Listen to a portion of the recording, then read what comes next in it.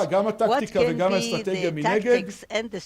בואו נלמד מהפניית מבט למדינת ישראל ב-20-30 שנים האחרונות כאל חלון גיאולוגי, כאל מעבדה, בטה סייט של העולם בנושא הזה. בגרף אנחנו רואים אירועים שבהם חיזבאללה וחמאס, שני ארגוני הטרור בלבנון ובעזה, החזיקו בחטופים ישראלים, בדרך כלל חיילים ובגופות של חיילים, שנשבו בשדה הקרב, בשטח מחוץ למדינת ישראל. אנחנו יכולים לראות את כל קשת המחירים ששילמה ישראל, מ-4,000 מחבלים שישראל שחררה, רובם עצירים בשדה הקרב, עד ל-1,027 אסירים פלסטינים ששוחררו לידי חמאס בפרשה האחרונה של גלעד שליט. כאן אנחנו רואים אירועי מיקוח, hostages event, שאירעו בתוך שטח מדינת ישראל. אתם רואים גרף ברור, יורד באופן קונסיסטנטי של דרישות המחבלים ממצב שדרשו את כולם, תמורת שחרור בני ערובה, לדרישה באירוע סבנה של 317, באירוע מינכן ב-1972, דרישה לשחרור 200 אסירים, ב-1974 20, וב-1975 באירוע מאוד מפורסם בישראל ששמונה מחבלים נכנסו מלבנון כל הדרך לתוך תל אביב בדרך הים ולקחו מלון כבן ערובה, הם דרשו שחרור רק של 11 אסירים. יש פה דוגמה קלאסית לשינוי הלוגיקה משימוש בכלי הזה של טרור לשחרר אסירים באמת עד לדרישה של 11 אסירים כדי להשתמש בו בפלטפורמה דקלרטיבית בימים ההם הפניית תשומת הלב למסע הדילוגים של שר החוץ האמריקאי הנרי קיסינג'ר בין ישראל למצרים שלימים הביא להסכם השלום. כששמים את שני הגרפים האלה אחד על השני רואים את ההבדל ביניהם. בקו הרציף של פיגועי מיקוח בשנות ה-70 ישראל הציבה אלטרנטיבה להיענות לדרישות המחבלים. Worst alternative to negotiate agreement. האלטרנטיבה הייתה מבצע צבאי. זאת הייתה החלופה וזה היה הרפרנס. באירועי הקו האדום שבהם הוחזקו חיילים ואזרחים ישראלים מעבר לגבול בלבנון ובעזה, שבהם לצערנו ישראל לא הצליחה להציב אלטרנטיבה מבצעית. יכול להיות שזה יקרה בעזה עוד הלילה, יכול להיות מחר בלילה, יכול להיות בשבוע הבא, אבל עד היום, עד לרגע זה לא הציבה אלטרנטיבה מבצעית, לא הייתה לישראל חלופה. ולכן היא מצאה את עצמה נאלצת לשלם את המחירים שנדרשו על ידי ארגון הטרור, אולי מעט, אולי יותר. מה המשמעות לגבי האסטרטגיה הנכונה במקרים האלה? אחד, הכרח שתהיה חלופה למדינה, כי אחרת היא נאלצת לדבר רק על המשאב של אסירים ביטחוניים, שהוא משאב שיש איתו גם אילוץ לסיכון ביטחוני, וגם הוא שובר את תחושת הצדק הטבעי של העונש שניתן לטרוריסטים שנתפסו על ידי המדינה. ולכן הכרח שתהיה חלופה. איזה סוג חלופה? בהיעדר חלופה מבצעית. החלופה הצבאית יכולים ליישם אותה בעיקר, המופע הראשון הקלאסי שלה זה בזמן המערכה. ולכן הייתי אומר נכון שצבא נלחם בארגוני טרור או ארגונים היברידיים או ארגוני התקוממות אינסרג'נסי, ישקיע כאחד מיעדי המערכה שלו לשבות מרב מפעילי האויב כדי שבהסדרי סיום המערכה יהיה לו קלפים ביד כנגד שחרור אנשיו המוחזקים בידי האויב. בישראל לא ניתן על פי החוק להחזיק קלפי מיקוח, אבל פעילי אויב שיש להם ראיות למסוכנות ביטחונית ניתן להעמיד למשפט ולאסור. ולכן בזמן מערכה חשיבות גדולה, הייתי קורא לזה בצורה ציורית, למלא את הארנק כדי שהסדרי סיום המערכה יכללו את שחרור אנשינו ולא יביאו אותנו לשנים של חיכוך התשה מול האויב שמנסה להפעיל את הפלטפורמה הזאת רק לחיכוך ולהחלשתנו. מתי המופע השני הקלאסי שבו ניתן להפעיל מנוף למול אויב מסוג ארגון טרור או ארגון היברידי שמחזיק באנשינו?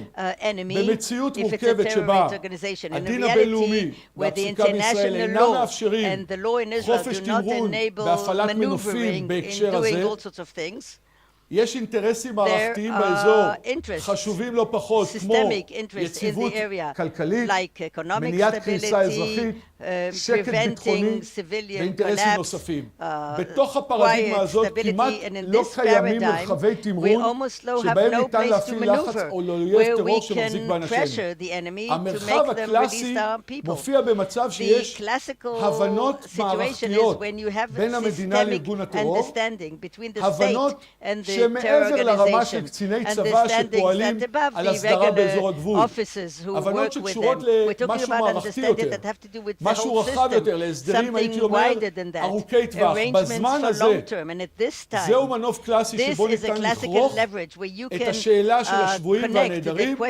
בשאלה הרחבה יותר ולהשתמש בה כמנוף ואלטרנטיבה. זה זמן קשה, הכריכה הזאת אינה קלה, היא דורשת הרבה קור רוח, הרבה נחישות, אבל היא הזמן האחרון שבו אפשר להפעיל מנוף על ארגון הטרור. אם הוא לא יופעל בזמן הזה, יהיו רק שתי ברירות למדינה, או לוותר על ערכיה, וערכי מדינת ישראל וערכי צה"ל כוללים ערבות הדדית, רעות, חברות בלוחמים ואחריות המדינה לאנשיה, או לוותר לארגון הטרור בדרישותיו, לשחרר אסירים ביטחוניים, וכפי שאנחנו רואים בקו האדום, המספרים רק עולים והולכים. אם ברצוננו לא להיקלע לברירות הרעות האלה, או ויתור על ערכינו, או ויתור לארגון הטרור, עלינו למצוא את הזמן הנכון, וכאמור, הוא בכל זמן שבו מתקיים דיאלוג מערכתי, או אסטרטגי או אזורי, בין המדינה באמצעות צדדים שלישיים וארגון הטרור. האם מה שתיארתי עכשיו מתאים לסיטואציה הנוכחית הקיימת בין ישראל לחמאס? וזה אני משאיר לאנליזה הטובה והמקצועית של כל אחד ואחד מכם. תודה רבה. Thank you very much.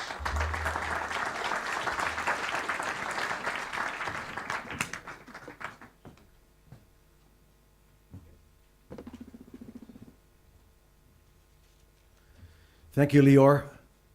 It's now my pleasure to introduce Deputy Assistant Commissioner Lucy Dorsey, Deputy Assistant Commissioner, Specialist Operations, Metropolitan Police, United Kingdom.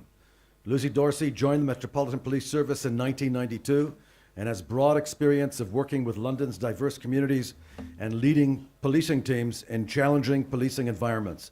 She has worked in various specialisms, Central London Clubs and Vice, Territorial Support Group, Counter-Terrorism Policing, and as part of the Senior Public Order Command Team on events including the Papal Visit, National Union of Students March, G20, and numerous Premiership football matches. Lucy was Borough Commander for Hammersmith and Fulham in 2011, where she achieved a reduction in crime to a 10-year low. Lucy then attended the Strategic Command course in 2014. Lucy was promoted to Deputy Assistant Commissioner in December 2016 and was posted to Specialist Operations leading on protection and security, including royalty and specialist protection, parliamentary and diplomatic protection, aviation policing, and protective security operations.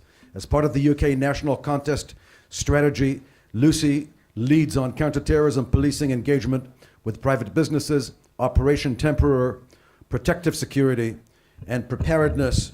Her parents are individuals who were in social service, and she is in law enforcement. The floor is yours.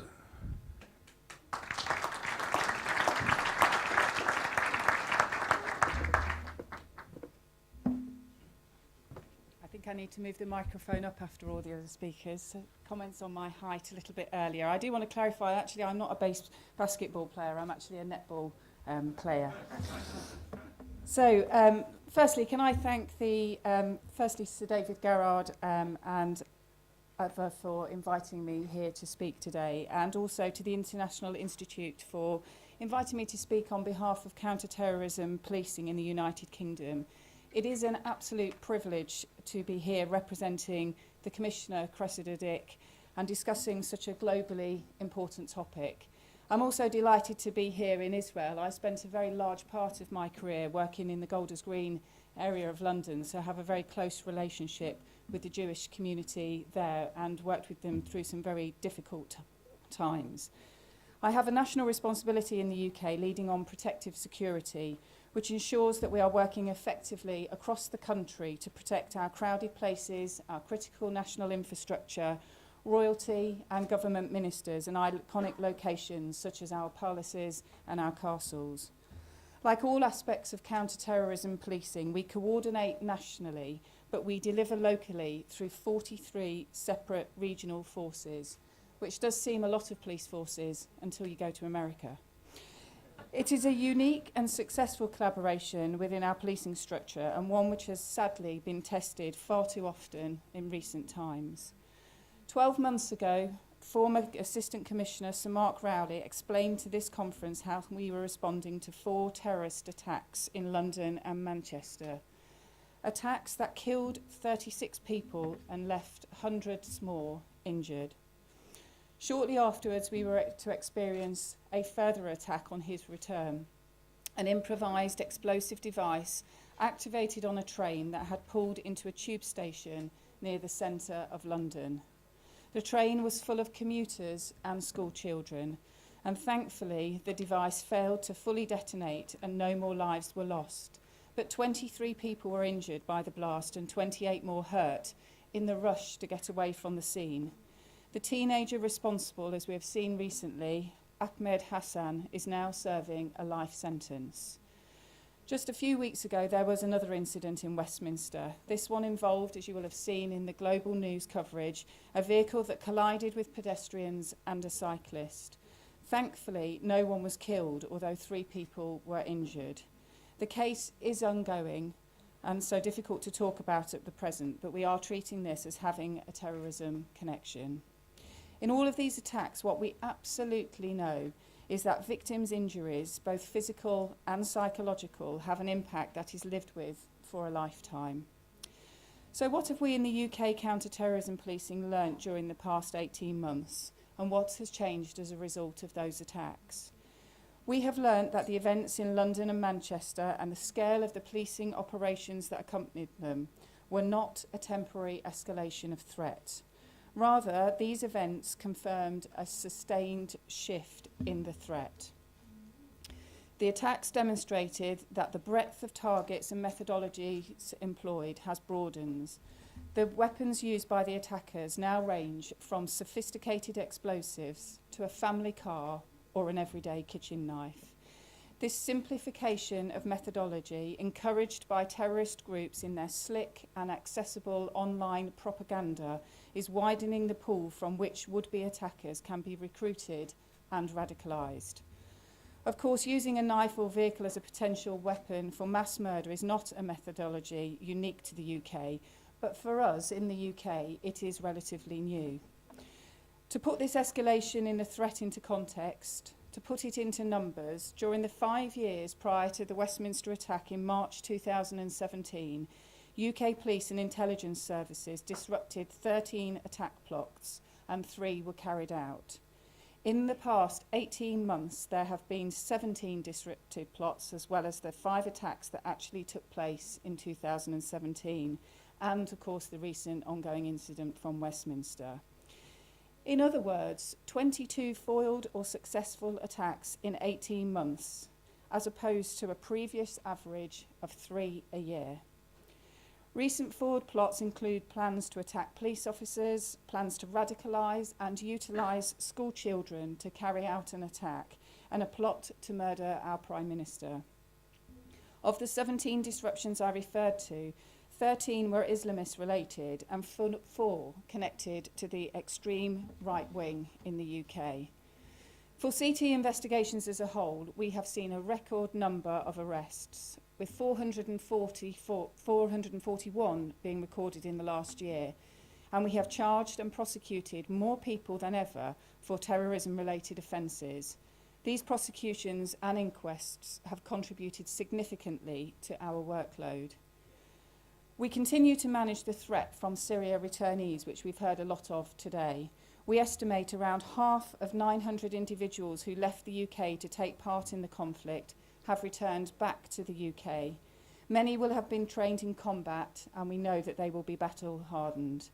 We, along with other law enforcement agencies and intelligence agencies, have a plan to manage all of those considered to be a threat to our country and to our allies. And we are grateful to international partners for their continued assistance in this area.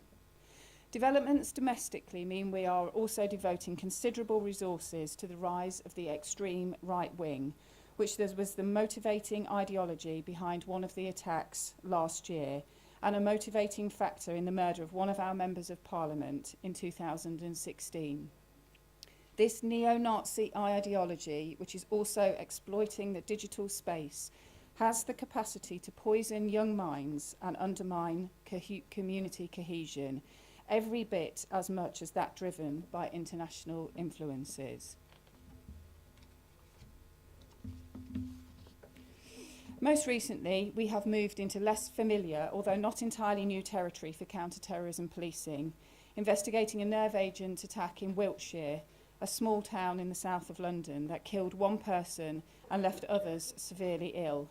The investigation and the decontamination of the key sites has had a massive impact on the local economy and community, where many businesses are heavily reliant on tourism.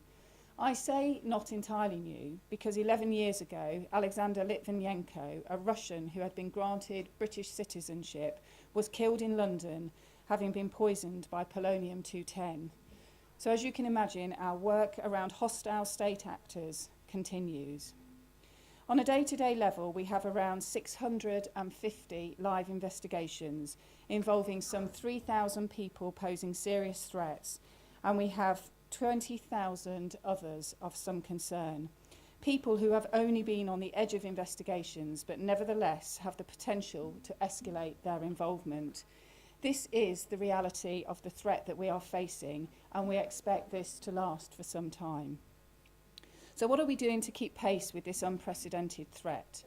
The British Police Service prides itself on being a learning organisation, hungry to innovate and improve. The 5 attacks of 2017 swiftly and significantly led to changes in the way that we operate in many areas. Detailed reviews were conducted by ourselves and our primary partner, MI5. Our assessment on what action was required was then independently scrutinised by David Anderson, an eminent lawyer and former government reviewer of terrorism legislation. His report was made public in December, and he concluded that the strong and close relationship between the two services had allowed us to look closely at our systems and processes, question them, and then press each other for changes where necessary. There were over 100 recommendations for change, from adding domestic extremism to the remit of MI5 to improving data analytics to help spot behavioural changes in former subjects of interest. But arguably, given the traditional culture of counter-terrorism, the most radical change is that we have committed to a wider sharing of intelligence with local policing and public authorities.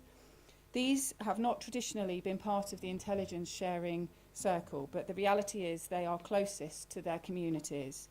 This change will alert them to specific threats and give them more opportunities to address them. We've got pilots to develop this new way of working, which have recently been established in both London, Manchester and Birmingham. It is absolutely critical that when it comes to our work with communities and with local statutory and non-statutory partners, that we must dare to share.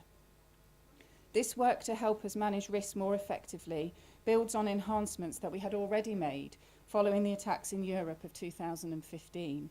Including the horrific events in Tunisia that resulted in the death of 30 British holidaymakers. This earlier work saw a significant investment by the UK government in to uplift the number of armed response officers, although UK policing still only arms 7% of its police officers. And it also, I think what we'll all agree, that we've seen the benefit of increasing that with the rapid response to the attacks last year. We also had increased and improved our surveillance capability, digital exploitation, and we had lobbied government so that legislation keeps pace with the changing world and terrorist use of online communication.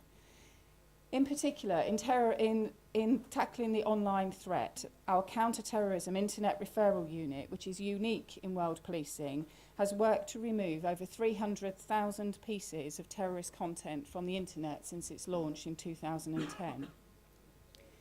An exciting area of change for us is our external work with the private sector.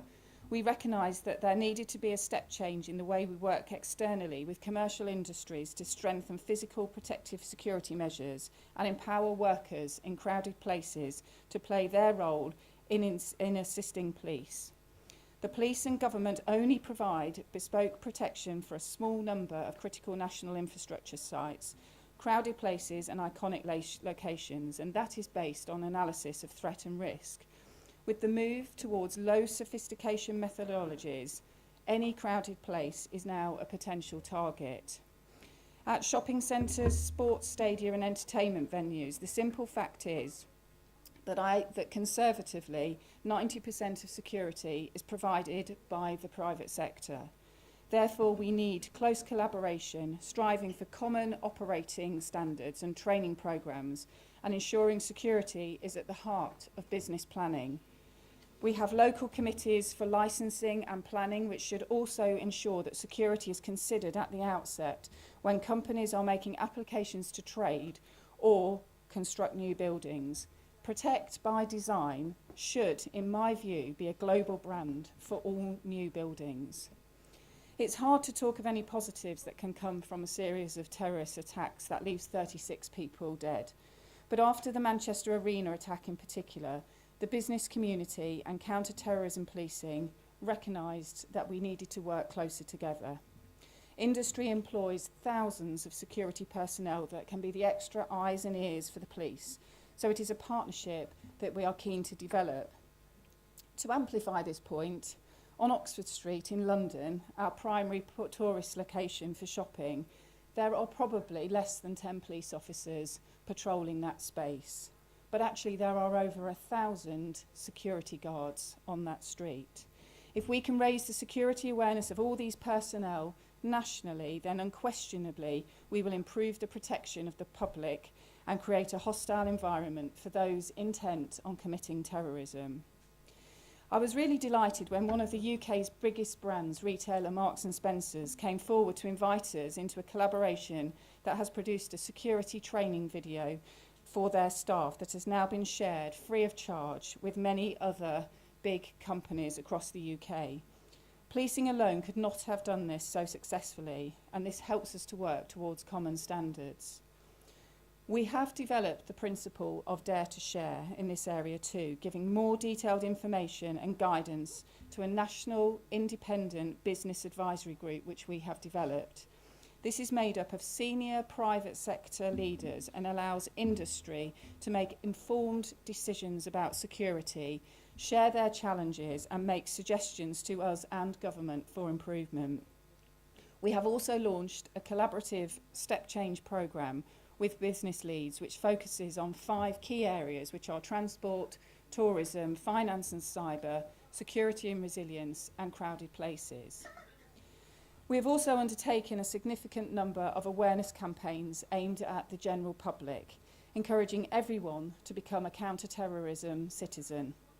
We needed to provide everyone in the UK with the knowledge that they need to spot suspicious activity or change in behaviours and give them the confidence to report it. A new public campaign called ACT, Action Counters Terrorism, was launched by us last year. ACT for Youth and ACT for Sport are examples of specific campaigns. We utilise credible celebrity voices like TV adventurer Bear Grylls and former England football captain Alan Shearer to reinforce vigilance messages for young people and sports fans. We do also, alongside this, we developed an education package for delivery in the classroom, which has been taken up by our secondary schools. Again, new territory for us, but the support has been really encouraging. These campaigns reached an audience of over tens of millions and helped us to double the number of actionable intelligence reports we received from the public. And of course, of crucial importance, we must continue to call on the public to help us to stop being drawn into terrorism in the first place. It is those most intimately connected to the individuals who become vulnerable to radicalisation who can help us intervene. It is family members, friends and work colleagues who will spot the telltale signs of changes in a person's behaviour. Our government-led multi-agency PREVENT programme has had many successes in steering at-risk individuals away from extremism and serious criminal activity, but we have to acknowledge that it is not understood well enough in many communities, and this has led to the spread of misinformation, which has in turn undermined trust. Challenging the rationale of those who are on a path to terrorism needs to be done at an early stage, as we have heard today, if we are to safeguard that individual and prevent them from crossing the line into criminal and terrorist activity. To do this, those closest to them have to have the confidence to engage in our PREVENT programme. So to conclude, the conference this year was asked to consider the art of countering terrorism. Like most great artists, we in the policing and security community constantly strive to do better, and our experiences in the UK last summer of horrific murders of members of the public, as well as one of my own colleagues who was murdered whilst on duty outside our Parliament building, has in my view brought an even greater connection and passion across the intelligence community, local communities and the private sector to protect us all from terrorism. We have daily reminders across the world of the pain and suffering caused by attacks, and for those who survive, the physical and psychological scars are deep and lifelong. We can never guarantee that we will stop all attacks, but in working together, daring to share, we can stop further attacks and save more lives by creating a hostile environment for those who would do us harm. When it comes to the arts, my love is for music. So perhaps I can end by likening the work of counter-terrorism policing over the past 18 months to being the conductor of a very large orchestra made up of colleagues, public sector partners, business leaders and members of the public of all ages and backgrounds. A conductor who is striving to get us all playing together in tune and in harmony. Thank you.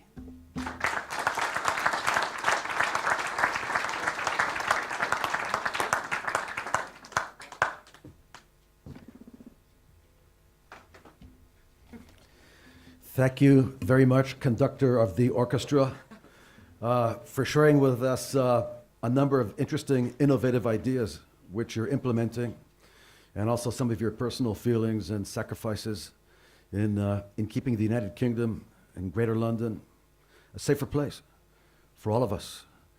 And now it's my absolute pleasure to introduce the Honorable Michael Balboni, Chairman, Infrastructure Protection and Cybersecurity Committee, New York Power Authority, and President, Managing Director, Redland Strategies Incorporation, former New York Senator, and State Deputy Secretary for Public Safety of the United States. Honorable Michael Balboni is the President and Managing Director of Redlands.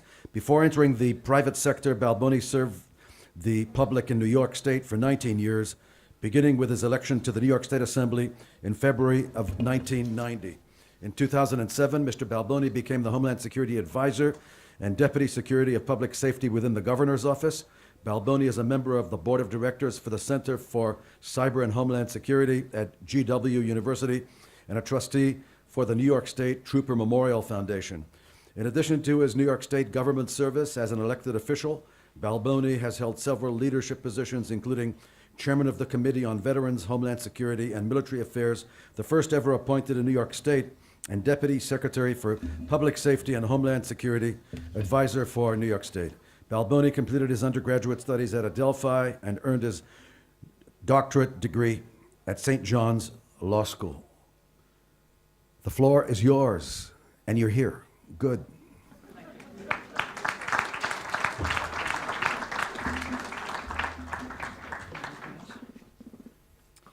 So I am the guy before you and drinks. And that's an unenviable position to be in, but I want to see if I can't give you something to contemplate as you drink your Chardonnay, whatever your taste is. I'm going to draw on my experience, which I think is a little bit unique, because I think I'm one of the few people here who has kind of not only ventured into the private sector, but also into the media. I do a lot of work on CNN, Fox, and MSNBC as a talking head. And essentially what I will do is I'll go in there and I will talk to them about terrorism after I've gotten briefed by a whole bunch of folks who are former, and sometimes current, but through an unclassified basis, on what's happened in various instances around the world. And part of that challenge is to understand the information that we're getting. So here I'm going to end with, I'm going to begin with the ending of my presentation. Here's my thesis. We are facing a threat that we're not acknowledging. And it's a threat that we're not prepared for. And that is the weaponization of social media. We are in the middle of an information war. And the faster we accept that and adopt strategy to counter that, the better we're going to be. Because if we don't, what we're going to see is the physical, the virtual, and the social media aspects will combine and will create a much more effective attack on our critical infrastructure. First of all, I want to also tell you that being here in Israel is an absolute privilege because it's a great place to talk about innovation, whether it's an innovation of threat or it's an innovation of technology. And this is the innovation nation. In addition to which, one of the things that I've recognized is that you are constantly striving here in this nation to try to come up with a different way to attack known problems. So the internet is probably one of the things that you should consider. So let me bring to your attention a couple of different things. There are some mega trends that are happening right now. Oops. Let's see. So here are mega trends that are going to drive opportunity for our society in a global perspective. Oops, sorry, keep going to. So ubiquitous computing. Consider this. In 2015, there were 2.5 billion smartphones. 2016, 3.8. 2017, 4.2. It is estimated that by 2020, there's going to be close to 7 billion smartphones on the planet. Everything can be done through your smartphone. All of your media, the uninterrupted stream of information will come in through your hands.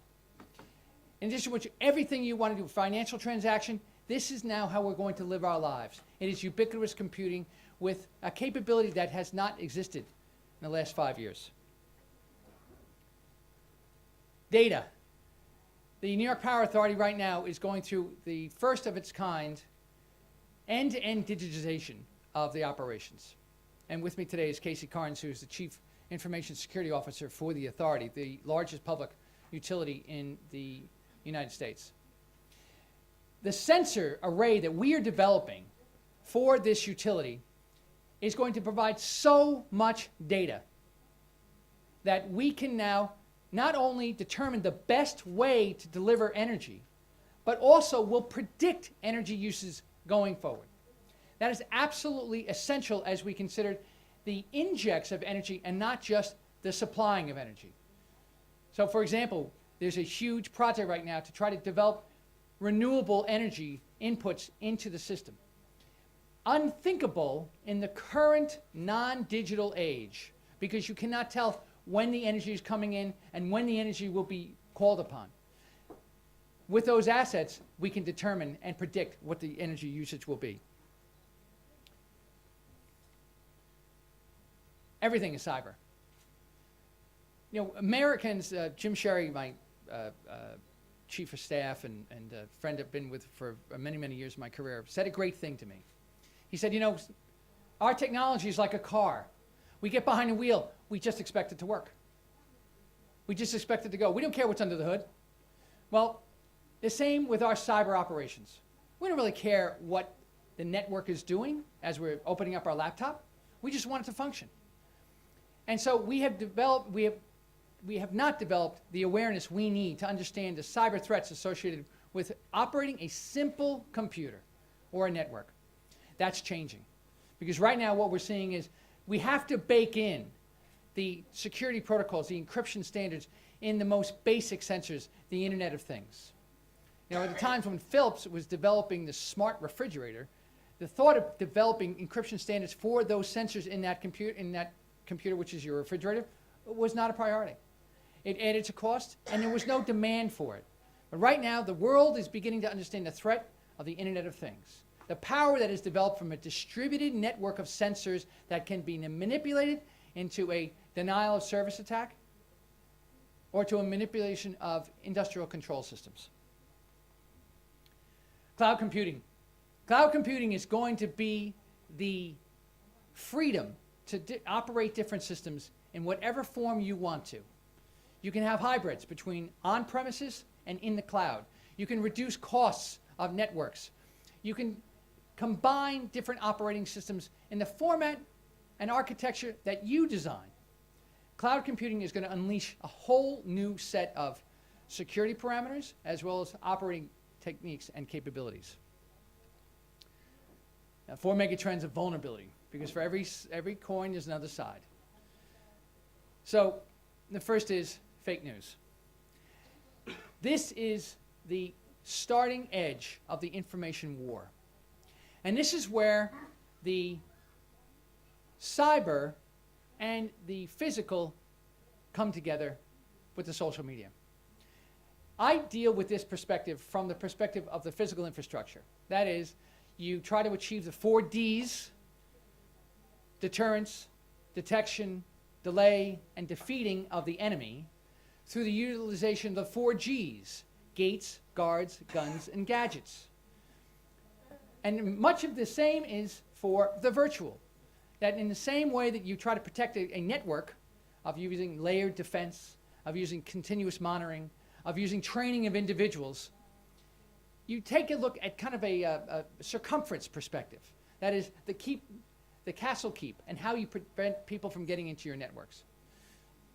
The problem with fake news is that we don't have the ability to really understand what is fake news. And the rapid adoption of the technology across worlds and societies that perhaps have never really dealt with information overflows like they are now provides for an illiteracy in terms of what is real and what is not. And those situations can actually result in a very dangerous situation. Let me just give you an example. There was a community in India, and there was I guess a tweet or a message over WhatsApp. And the WhatsApp message to the community said that there are strangers coming into our community. They are kidnapping our children and murdering them. So if you see strangers in the community, be careful. What happened? Several people were accosted in this Indian community and killed as a result of that WhatsApp message. Completely fake, completely falsified. Obviously, we've seen the tremendous concern that has been expressed in the United States as a result of the impact on the 2016 elections and the botnets that have basically purchased or created Facebook accounts and tried to move sentiment. You saw individual situations like Charlottesville in the United States, where you had the white radicals, white nationalists, white supremacists, sorry, that went against the anti-fascist community. And if you take a look at the social media that came before the incident, you see a tremendous ramping up, a false ramping up of what the confrontation was going to be. And the resulting violence was something that was very successful for the people who want to stir disruption. So fake news is a huge downside. The Internet of Things. So as I mentioned before, when you have all these sensors, you have the ability to marshal them and then use them as an attack platform. And in fact, the creation of all these sensors exponentially expands the attack landscape, the attack platform for a cyber attack within our against any type of target. The next is the industrial control manipulation. So no longer is this something that is of legend. It used to be that we would read about it in technical journals, and could it possibly happen? And yet we have proof positive that you can use a cyber attack to, in fact, change the physical. You saw it in December 2016 in Ukrainian utilities, where they have very dramatic video of controllers actually watching their control screens be manipulated to literally turn out the lights. Obviously, we all remember the Stuxnet attack on the Iranian centrifuges. So that's where you have the digital crossing into the kinetic and causing these attacks. And then the low cost, high impact. I had a friend of mine just say to me this morning, matter of fact, why would a terrorist ever pick up a gun anymore? Ever pick up a bomb? Why do that? What if you can utilize the social media and the digital to create your end states that you want as a terrorist attack? We know what terrorism is. Whether it's state-sponsored or it's individual cells, they want to create a sense of vulnerability, disruption, instability, all the things you heard about this afternoon. Well, what if I could do that utilizing an attack surface where I don't have to ever become at risk? Why wouldn't I use that to try to then combine that with a cyber attack? So consider the following scenario. I falsely create accounts on Facebook. And I say that from many different accounts that there's going to be an attack in New York City. And I put this out there in social media. Now, anybody in the intelligence community knows that part of the job is to try to tamp down any of those threats that constantly come up. Is it true? Is it not? Try to verify that. Well, what if you begin to build this sentiment that something's actually going to happen? And then what if on the timeline that you set in these accounts, these fake accounts, you actually deliver a cyber attack where you actually make the lights go out, even for a short period of time. And then you enhance that attack by also trying to spread fear and panic by having false reports of gunshots, false reports of a terror attack. There is no society today that is immune from that kind of emotional and informational manipulation. That's the challenge of the combination of an informational war with a digital campaign. And we, ladies and gentlemen, are not ready for that. Moreover, if you want to screw up a response to any type of event, manipulate the information that's coming into the responders.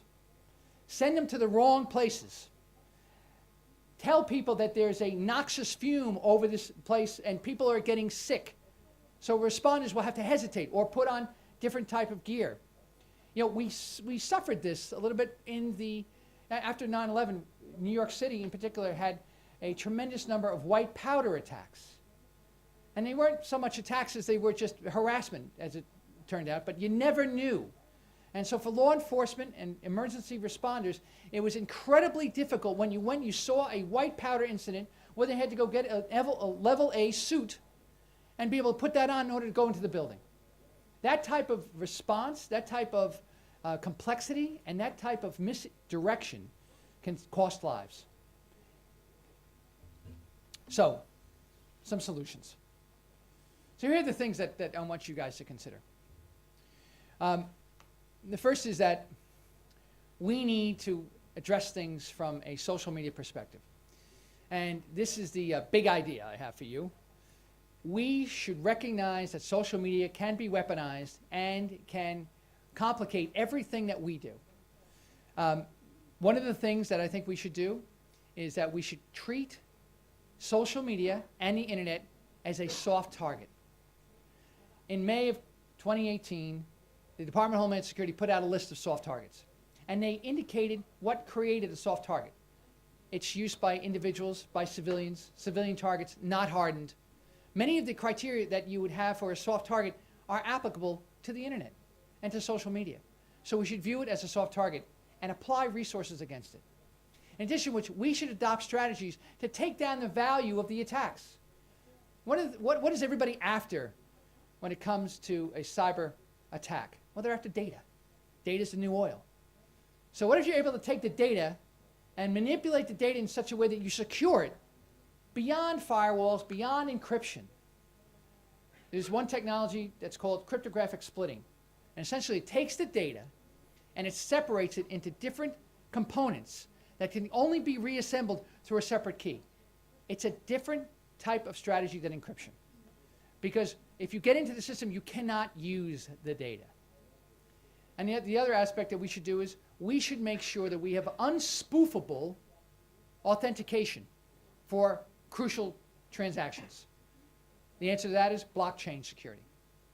Blockchain, I believe, will provide that pathway to authentication. And so many times what the attackers want is they want to confuse and to disguise their capabilities. You know, the internet and social media is a threat that is out there, and yet we use it every day. And in the United States, the convenience factor has outpaced our security concerns. And so therefore, we are unable, unwilling to adopt the status that this is in fact something that could be turned into a weapon. And so it's a threat that's hiding in plain sight. Reminds me of the story of the guy who works at a lumber yard, and every night after work, he takes a wheelbarrow full of sawdust and he goes home. And after a month, he's arrested.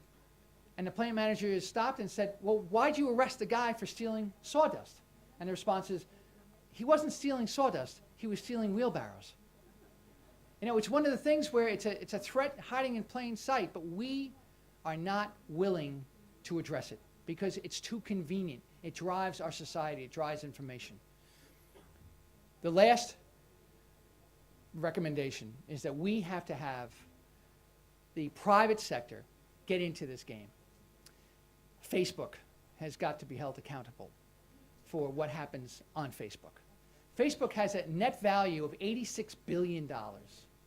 You would think that some of that money could be utilized to try to achieve that balance between a traffic cop who then determines if you're a robot, you can't have a site, you can't have an account. The information you put out there, there's a fact checker, but avoiding censorship and allowing free speech. That's an incredibly difficult balance to achieve, but Facebook, Twitter, Instagram, Google, all need to take on that task, not government, not government. Only until then will we ever have a chance to actually combat the information wars that we are currently in. Ladies and gentlemen, thank you very much.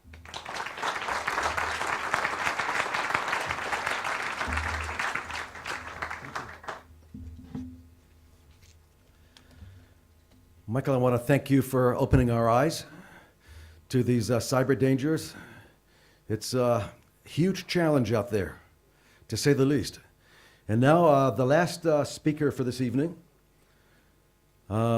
is Mr. Aimen Dean, the author of My Time as the West's Top Spy Inside Al-Qaeda, United Kingdom. Aimen Dean is the managing director of Amal Global, a company based in Ireland that conducts in-depth Middle East political defense and terror analysis, as well as terror financing research for international financial institutions and governments. A native of Saudi Arabia, Dean had a rigorous childhood being educated in Islamic studies, memorizing the Quran, and learning the principles of Sharia, Islamic history, and Arab tribal genealogy. In 1994, Dean left Saudi Arabia to join the jihadist fighters in Bosnia, before continuing on other fronts in Afghanistan, the Caucasus, and the Philippines. In 1997, he joined Al-Qaeda and became part of its bomb-making and WMD development efforts. Al-Qaeda's 1998 terror attack on 2 U.S. embassies in East Africa rattled Dean.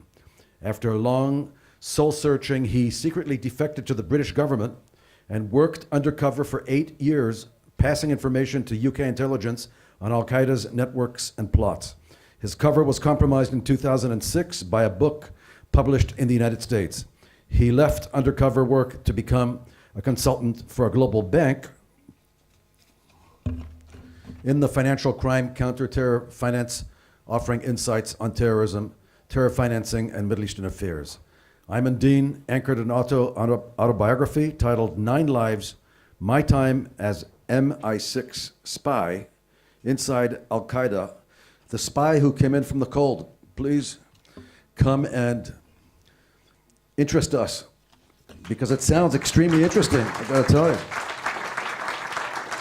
Sounds to me like you've been there and done that. Okay, thank you so much.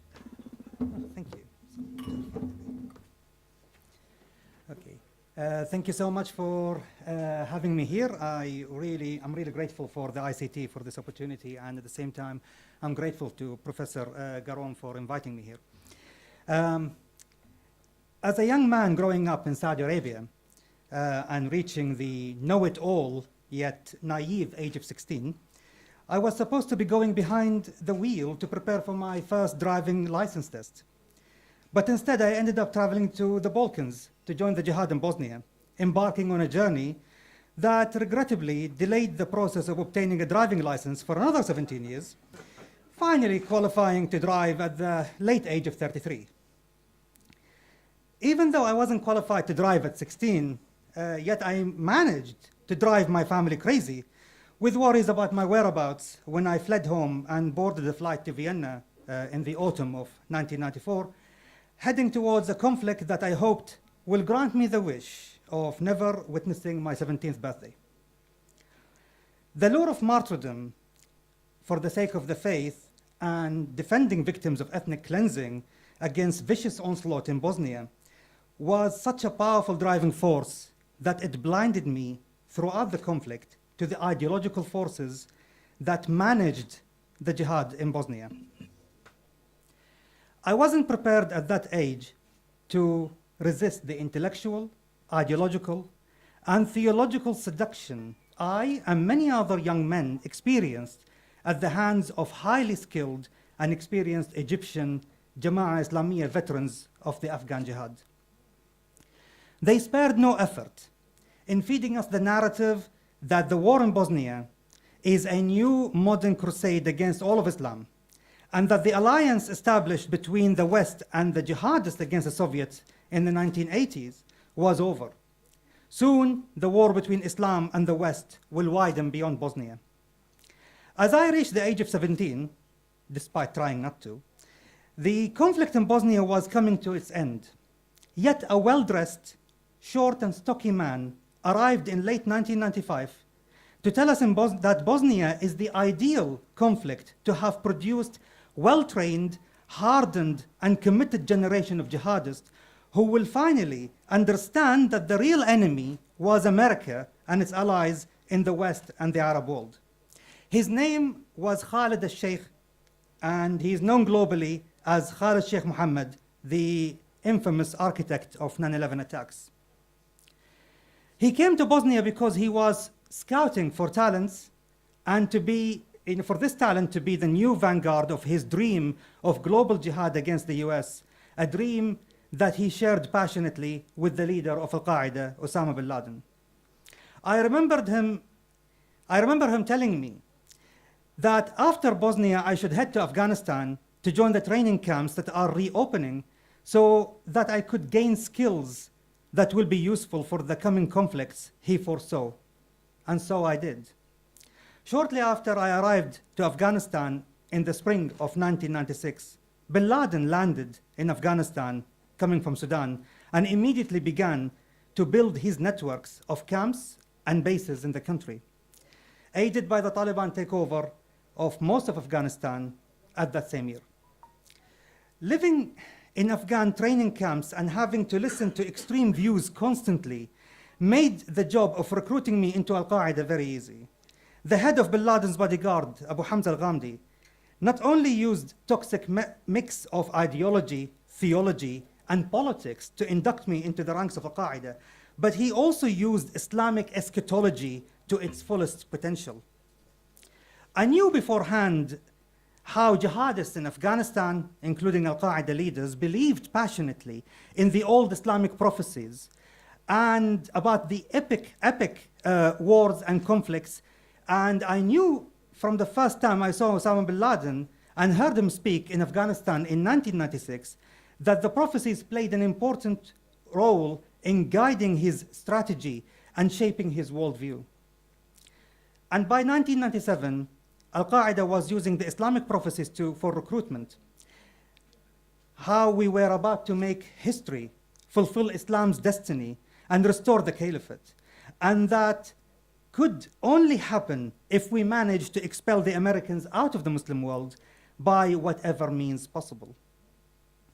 What is a more powerful motivator than joining an army whose war plans and conflict blueprints were ordained by divine power 14 centuries ago. Throughout my commitment to the cause, I viewed the conflict as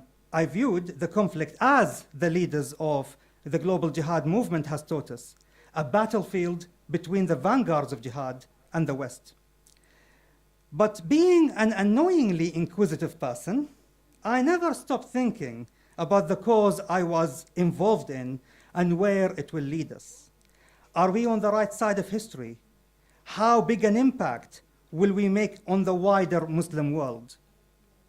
These questions had their brutal answer in August of 1998, when one of my fellow trainees in Afghanistan, a Saudi, drove a van full of explosives into the US Embassy in Nairobi. The attacks against the US embassies in East Africa shook my conscience and my belief in Al-Qaeda and the righteousness of its mission. While the civilian death toll was tremendous, Al-Qaeda's operational and religious leaders, their reckless lack of regret and concern over massive death toll was alarming, not to mention that they regarded the operation as a successful first shot in a war that will last generations. Somehow, in late 1998, my moral compass was stubbornly pointing me towards a different direction than the one Al-Qaeda was taking. I decided to leave Afghanistan, go back to the Gulf, enroll into university, graduate and become a history teacher. That unfortunately did not happen, much to the relief of my would-be students. Through many twists and turns, I ended up working for the UK intelligence services. It wasn't an easy decision, but future events would prove without a shadow of a doubt that it was the right thing to do. The first British counter-terrorism officer I met told me that it was important to stop any organization that seeks to undermine the nation states for the sake of its empire-building ambition. I thought it was a bit rich that a British officer would be condemning the empire building, given how efficient the British were at empire building themselves. Perhaps it takes one to know one. But it was then that I started to see clearly what is happening to the Muslim world. Throughout the 8 years I worked as undercover for the UK intelligence services in Afghanistan, Pakistan, the Gulf, and Europe, I began to notice a trend. There is no war between Islam and the West. The reality is that I was fighting a war, but it wasn't the war I thought I was fighting. Al-Qaeda wasn't primarily at war with the West, but against other Muslims. And as the years progressed, I came to the conclusion that there is a civil war within Islam, fought by 4 different distinct factions. The first faction is the nation states. With all their faults and shortcomings, yet they are the modern nation states as we recognize them, such as Egypt, Jordan, Saudi Arabia, UAE, Morocco, Pakistan, etc. The second faction is the political Sunni Islam, represented in the Muslim Brotherhood and their allies and global network. The third faction is militant Sunni Islam, such as Al-Qaeda, ISIS, Al-Shabaab, the Taliban, and others. And the fourth faction is the political and militant Shia Islam in the form of Wilayat al-Faqih system in Tehran, and its loyal subordinate groups such as Hezbollah and Al-Houthis in Yemen. The last 3 factions may fight each other sometimes and enter into alliances sometimes. But since all are radical transnational ideologies, what they seek is to destroy the nation state, both as an institution and as a concept, so their dark extreme imperial vision for the region will become a reality. All these ideologies use theology, ideology, and eschatology to prey on the ignorant and the vulnerable, to recruit them after erasing their national identity and replacing it with a fanatical belief in their transnational ideology while promising redemption and eternal life to those lost souls as a reward for their sacrifice. No wonder prisons and ganglands are becoming fertile grounds for recruitment. After 8 exhausting years undercover, I decided it was time for a normal life, or so I thought. I found myself exchanging, unfortunately, one form of terrorism to another. I went into banking. My years in the financial sector taught me that all 3 transnational ideologies I highlighted are as creative in managing and channeling their finances as they are creative in the fields of terror, recruitment, and propaganda. The fight, therefore, must be relentless in the fields of ideas, military, intelligence, and finance. And the battle line is drawn. It's not between religions and races. It's between those who believe in the nation state and those who don't. Thank you.